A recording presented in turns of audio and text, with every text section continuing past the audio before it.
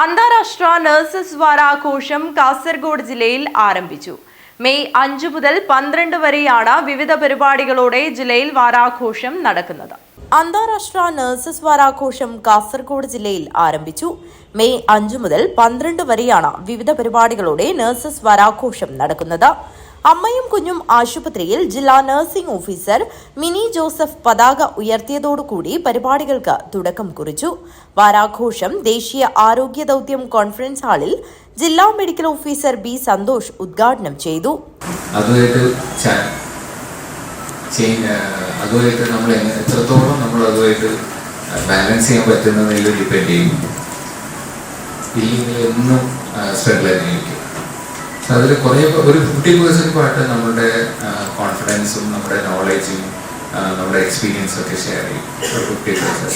Next 50% real ചാലഞ്ചാണ്. ആ challenge നമ്മൾ എത്രത്തോളം നമ്മുടെ സിറ്റുവേഷൻ അനുസരിച്ച് നമ്മൾ വർക്ക് ചെയ്യുന്ന ഏത് സിറ്റുവേഷനാണ് ആ സിറ്റുവേഷനിൽ വരുന്ന challenges, day to day challenges ഉണ്ടാവും.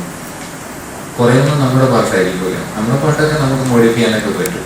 കുറേ നമ്മുടെ ഇൻസ്റ്റിറ്റ്യൂഷൻ്റെ നമ്മുടെ വർക്ക് സാഹചര്യം അല്ലെങ്കിൽ നമ്മുടെ ടീമിൻ്റെ അല്ലേ.